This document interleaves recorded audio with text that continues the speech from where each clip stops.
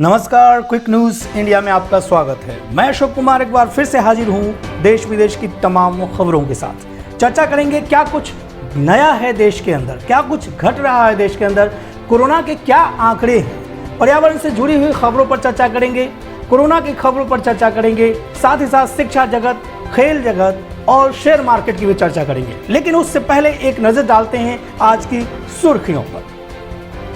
PNB घोटालों में आरोपी मेहुल चोकसी हिरासत में लिया गया, एंटीगुआ में डोमिनिका पुलिस ने पकड़ा। महाराष्ट्र में आज कोरोना के 24,752 नए केस, 453 मरीजों की मौतें हुई। पंजाब में आज कोरोना के 4,124 नए केस मिले, 186 मरीजों की जानें गई। बिहार में पिछले 24 घंटों में कोरोना के 2,603 नए मामले सामने आए, 99 मरीजों ने जान गंवाई। गुजरात में बीते 24 घंटों में कोरोना के 3,085 नए मामले सामने आए, 36 मरीजों की मौतें हुई। राजस्थान में पिछले 24 घंटों में कोरोना के 3,886 नए मामले सामने आए, 7.92% पहुंची संक्रमण की दर। वैक्सीन बर्बादी के आरोप पर बोले झारखंड के सीएम सोरेन, हताशा में बीजेपी हर रोज एक नया शगुफा छोड़ रही है। अगले 3 से 4 घंटे में और कमजोर होगा यास तूफान, मौसम विभाग। केरल टेक्निकल यूनिवर्सिटी की लास्ट सेमेस्टर की परीक्षाएं होंगी ऑनलाइन, 15 जून से होगी शुरुआत। केरल में पिछले 24 घंटों में कोरोना के 28,798 नए मामले सामने आए, 151 मरीजों की जानें गई। फ्रांस ने कहा ब्रिटेन से आने वाले लोगों को होम आइसोलेशन में रहना होगा। गुजरात के 36 शहरों में नाइट कर्फ्यू का समय बदला, अब शाम 9 बजे से सुबह 6 बजे तक रहेंगी पाबंदियां। सपा सांसद आजम खान की तबीयत फिर से बिगड़ गई है, आईसीयू में किया गया शिफ्ट। दिल्ली के सुबोध जायसवाल ने संभाला सीबीआई डायरेक्टर का पदभार। आईएमए ने बाबा रामदेव के बयानों को लेकर पीएम मोदी को लिखा पत्र, कार्रवाई करने की अपील। वैक्सीन पर केजरीवाल के आरोपों पर बोली बीजेपी, खरीद की आजादी चाहते थे, विकल्प मिला तो कुछ नहीं किया। सीएम केजरीवाल बोले मार्च में वैक्सीन लग जाती तो दूसरी लहर नहीं आती। Cyclone Yaas, CM Mamata Banerjee Bengal के तूफान प्रभावित इलाकों का करेंगी हवाई सर्वेक्षण। जयराम रमेश ने साधा केंद्र पर निशाना, बताया क्या करना चाहिए था और मोदी सरकार ने क्या किया। ओडिशा के बालासोर में तबाही के निशान छोड़ गया साइक्लोन यास, राहत एवं बचाव कार्य शुरू। दिल्ली को मिलेगी स्पुतनिक वैक्सीन की डोज, आगे की बातचीत जारी, सीएम केजरीवाल। यूपी के बेसिक शिक्षा मंत्री सतीश द्विवेदी के भाई ने असिस्टेंट प्रोफेसर के पद से दिया इस्तीफा। साइक्लोन यास का असर, बंगाल के ईस्ट मिदनापुर के हल्दिया पोर्ट में घुसा पानी। ब्लैक फंगस, दिल्ली के सीएम बोले रोजाना 3,500 इंजेक्शन की जरूरत, केंद्र दे रही केवल 400 इंजेक्शन। बालेश्वर क्रॉस कर रहा है तूफान यास, झारखंड और बिहार में आज शाम भारी बारिश के आसार, आईएमडी वैज्ञानिक। सीएम स्टालिन की केंद्र से अपील, सुलझाएं किसानों का मसला, कहा राज्य में किसानों से किया वादा पूरा करें। मोदी सरकार के 7 साल पूरे होने के मौके पर 1 लाख गांवों में कोविड मदद पहुंचाने का लक्ष्य, जेपी नड्डा। बिहार में तूफान यास को लेकर मौसम विभाग ने दी चेतावनी, हाई अलर्ट जारी, 26 जिलों में भारी बारिश के आसार। आइए चर्चा करते हैं कोरोना वायरस पर विस्तार से। क्या कुछ आंकड़े आ रहे हैं देश में कोरोना संक्रमण के, कितने लोगों की मौतें हो गई कोरोना की वजह से, इन तमाम बातों पर चर्चा करेंगे। भारत में लगभग 3,847 कोविड मौतों के साथ 2.11 लाख नए मामले सामने आए। केंद्रीय स्वास्थ्य मंत्रालय और परिवार कल्याण मंत्रालय ने कहा कि भारत में गुरुवार को कोविड के 2,11,298 ताजा मामले दर्ज किए गए, जबकि पिछले 24 घंटों में 3,847 और रोगियों ने कोरोना के कारण अपना दम तोड़ दिया। तमिलनाडु के सबसे अधिक नए मामले दर्ज किए गए, जिनमें 33,764 लोगों ने वायरस के लिए पॉजिटिव परीक्षण किया, जबकि केरल ने 28,798 नए मामले जोड़े। इस बीच महाराष्ट्र में 1,013, कर्नाटक में 530 और तमिलनाडु में 475 मौतें। कोविड के आंकड़ों को नीचे लाने के लिए तमिलनाडु में एम.के. स्टालिन सरकार सख्त उपाय अपना रही है। भारत में कोविड-19 मामलों की कुल संख्या अब 2,73,69,093 है, जिसमें 24,19,960 सक्रिय मामले और अब तक 3,15,235 मौतें हो चुकी हैं। स्वास्थ्य मंत्रालय के अनुसार पिछले 24 घंटों में कुल 2,83,135 लोगों को डिस्चार्ज भी किया गया है, जिसमें 2,46,33,951 लोग अब तक कोविड से ठीक भी हो चुके हैं। स्वास्थ्य मंत्रालय ने कहा कि देश में अब तक कुल 20,26,95,874 लोगों को टीका लगाया गया है, जिनमें 18,85,805 लोगों को पिछले 24 घंटों में टीका लगाया गया है। ये आंकड़े हैं कोरोना से संबंधित आंकड़े, जो सरकारी आधार पर हमने आपके सामने पेश किए हैं। इसी तरह की ताज़ा तरीन खबरों के लिए हमारे चैनल को सब्सक्राइब करें, शेयर करें। साथ ही साथ अगर हमारी खबर आपको पसंद आती है तो इसको लाइक भी करें। आइए अब चर्चा करते हैं कि क्या कुछ सरकारी ऐलान आ रहा है कोरोना के मद्देनज़र। क्या उस ऐलान से जनता को कुछ फ़ायदा मिलेगा या उनके जख्मों पर मरहम लग सकता है, इस पर एक चर्चा कर लेते हैं। लॉकडाउन हटने पर हो सकता है प्रोत्साहन पैकेज का ऐलान, ऐसी खबर आ रही है। बर्नस्टीन ने कहा, खुदरा दुकानों का बंद रहना उत्पादन बढ़ाने की क्षमता को सीमित कर रहा है। आपूर्ति प्रबंध पर हालांकि उतना गहरा प्रभाव नहीं पड़े, क्योंकि अधिकतर राज्यों में कारखाने के संचालन पर प्रतिबंध कम ही लगाया गया है। उसने कहा, हमारा मानना है कि लॉकडाउन हटने पर सरकार एक और प्रोत्साहन पैकेज की घोषणा कर सकती है। कोरोना के कारण एमएसएमई क्षेत्र और स्वनियोजित रोजगार वाले सबसे अधिक प्रभावित हुए हैं। निम्न मध्यम वर्ग पर तो प्रभाव पड़ा ही है, लेकिन इस बार उच्च मध्यम वर्ग में भी उपभोक्ता भावना कमजोर हो सकती है और इस पहलू पर ध्यान देने की जरूरत भी है। मैक्रो इकोनॉमिक मोर्चे पर थोड़ी बिगड़ भी रही है हालात। बर्नस्टीन ने कहा कि इस बार जो हम देख रहे हैं उसमें अर्थव्यवस्था के लिए चौंकाने वाली कोई बात नहीं। मैक्रो इकोनॉमिक मोर्चे पर हालत थोड़ी बिगड़ रही है, लेकिन पिछले वर्ष लगाए गए लॉकडाउन के मुकाबले कम गति से। इस बार भी कुछ महीनों तक अर्थव्यवस्था की गति धीमी रह सकती है, क्योंकि पिछले बार भी लॉकडाउन हटने के कुछ महीनों तक अर्थव्यवस्था पर प्रभाव देखा गया था। आमतौर पर लॉकडाउन लगने के बाद निश्चित तौर पर अर्थव्यवस्था पर प्रभाव पड़ता है, क्योंकि बहुत सारी चीज़ें बंद हो जाती हैं, जिससे सरकार का रेवेन्यू जनरेट नहीं हो पाता है, पैसों की तंगी हो जाती है। तो ये जाहिर सी बात है कि अर्थव्यवस्था पर कहीं ना कहीं इसका प्रभाव ज़रूर पड़ेगा। आइए नजर डालते हैं अगली खबर पर, जो जुड़ी है शिक्षा जगत से। शिक्षा जगत में 12वीं की परीक्षा को लेकर बहुत ज़्यादा ही संशय बना हुआ है। कितनी बैठकें हो चुकी हैं, लेकिन अभी भी सरकार या राज्य सरकारें किसी निश्चित फैसले पर नहीं पहुंच पाई हैं। तो आइए क्या कुछ खबर है शिक्षा जगत से आपके लिए, वो हम आपके सामने एक रिपोर्ट पेश करते हैं। कब होंगे सीबीएसई 12वीं के एग्जाम, या फिर जाने किस राज्य का क्या है इस एग्जाम को लेकर मूड, इस पर एक चर्चा करते हैं। सीबीएसई के 12वीं क्लास के एग्जाम को लेकर तारीखों की घोषणा नहीं होने की वजह से छात्र अभी भी दुविधा में हैं। विभिन्न राज्य सरकार सीबीएसई की 12वीं बोर्ड परीक्षा को कराए जाने को लेकर एक मत नहीं दिख रही। केंद्र ने राज्यों से इस विषय पर सुझाव मांगे थे। केंद्र को भेजे गए जवाब में 32 राज्य और केंद्र शासित प्रदेश में से 29 बोर्ड परीक्षा कराए जाने के पक्ष में हैं।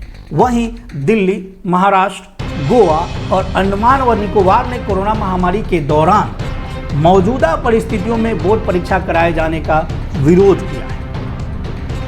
ऑब्जेक्टिव पैटर्न पर परीक्षा का सुझाव भी दिया है कई राज्यों ने।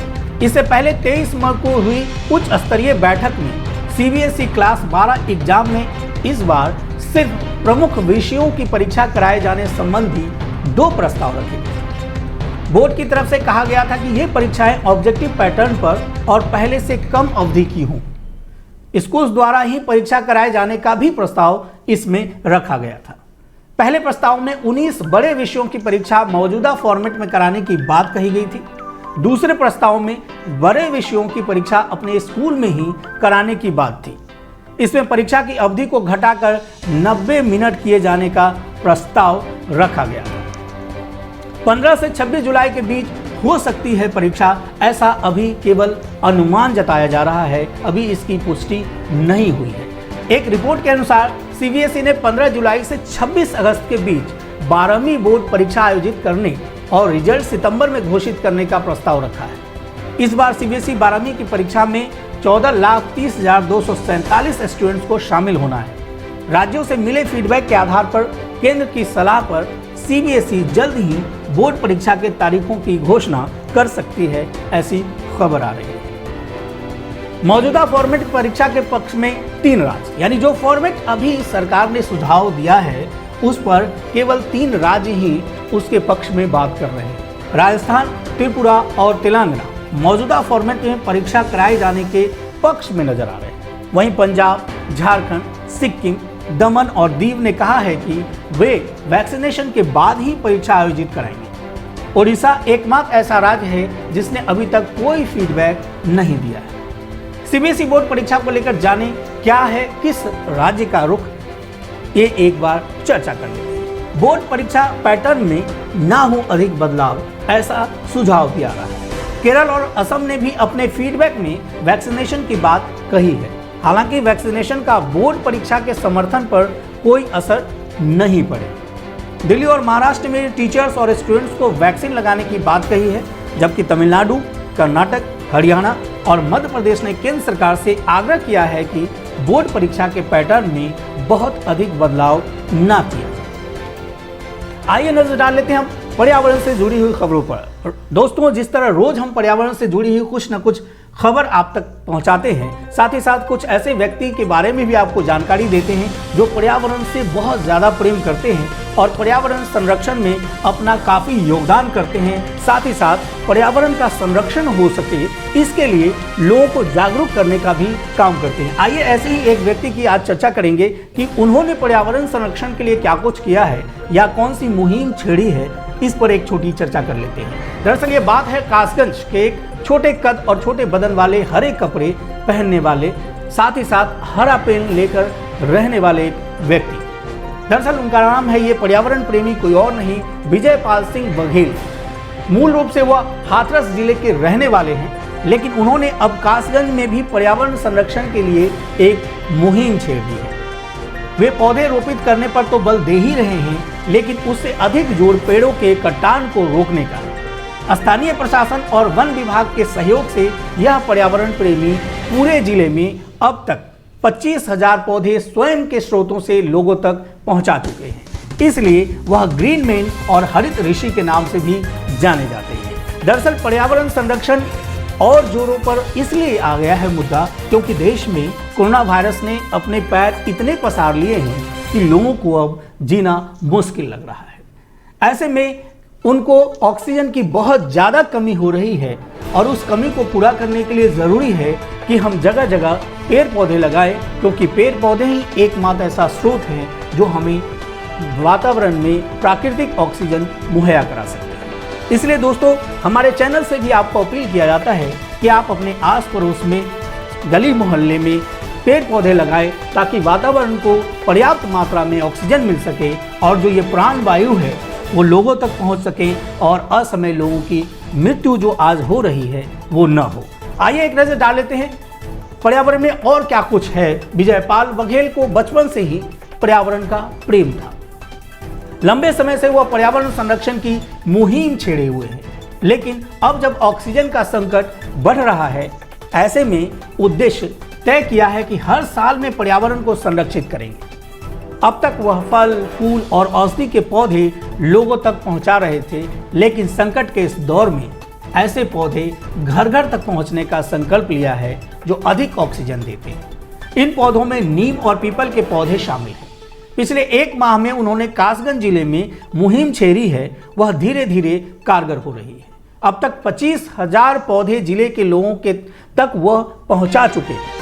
अब वह 15 दिन तक जिले में रहकर घर घर पौधारोपण का संदेश देकर लोगों को जागरूक करेंगे, ताकि जो ये पृथ्वी है, जो हमारा वातावरण है, उसमें ऑक्सीजन की कमी ना हो और लोगों को ये प्राण वायु समुचित मात्रा में, पर्याप्त मात्रा में मिलती रहे।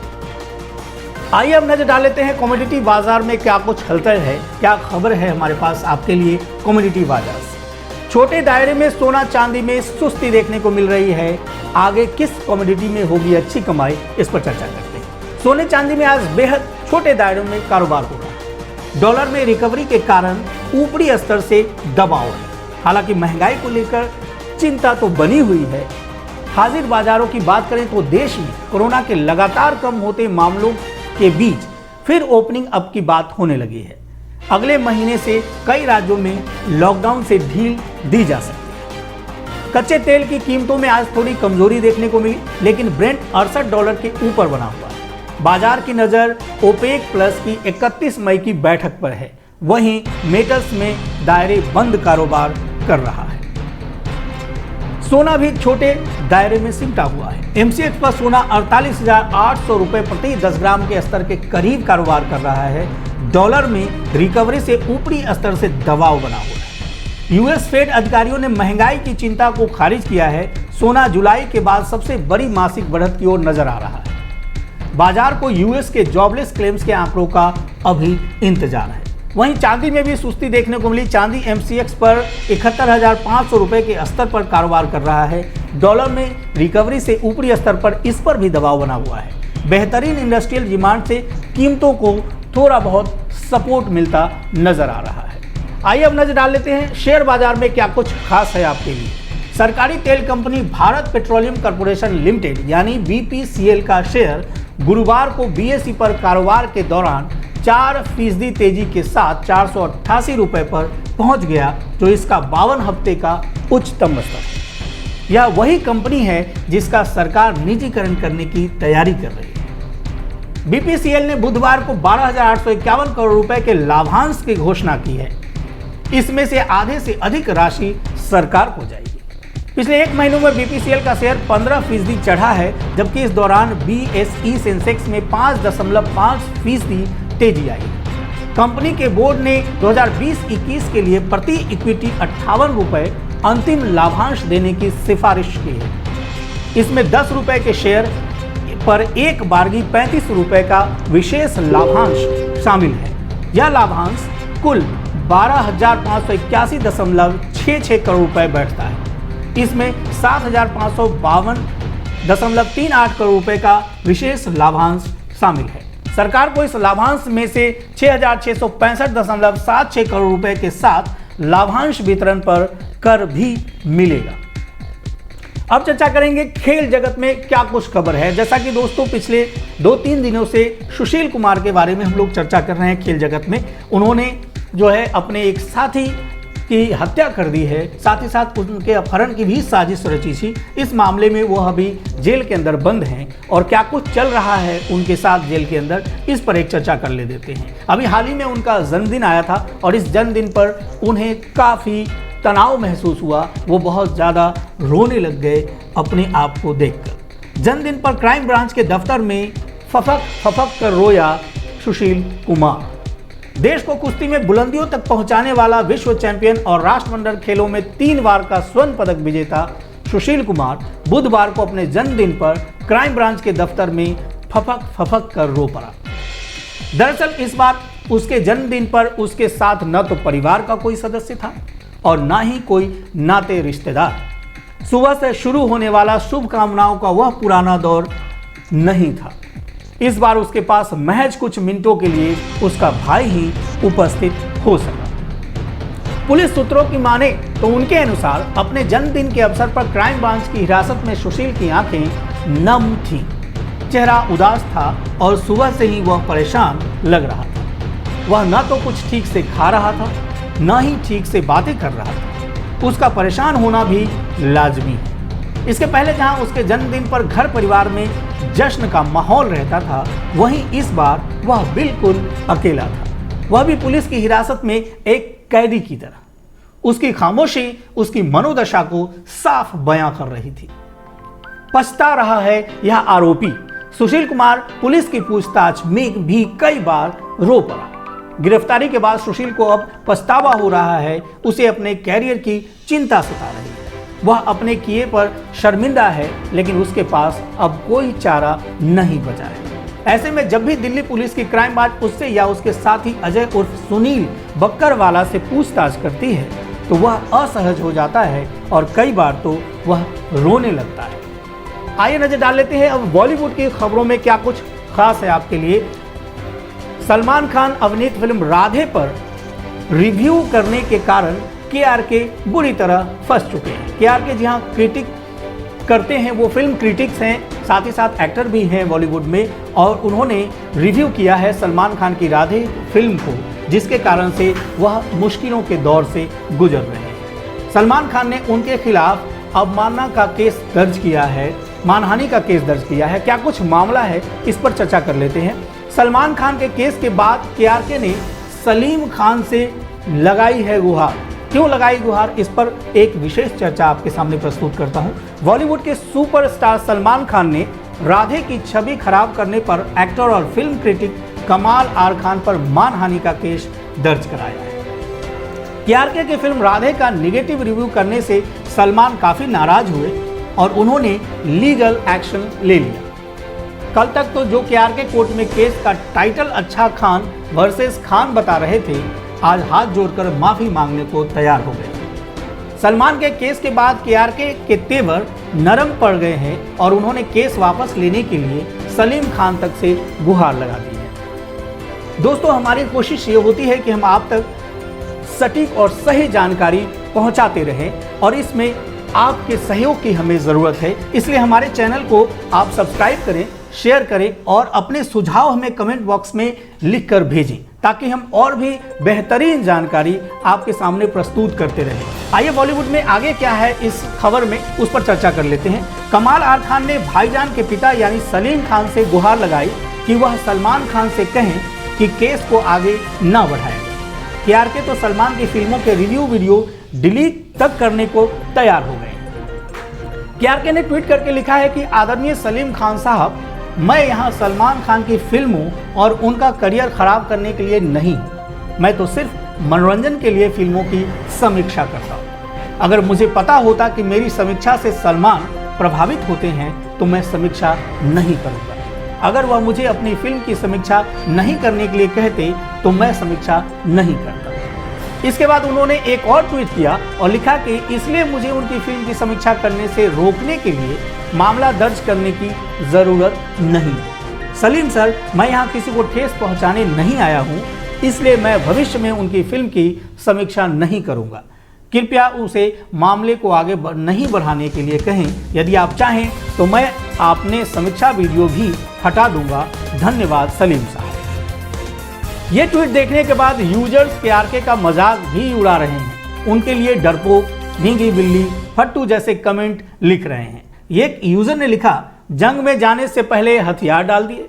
दूसरे यूजर ने लिखा, गजब बेइज्जती हुई KRK की। वहीं खिल्ली उड़ाते हुए एक अन्य मीम शेयर कर कहा, बस हवा निकल गई।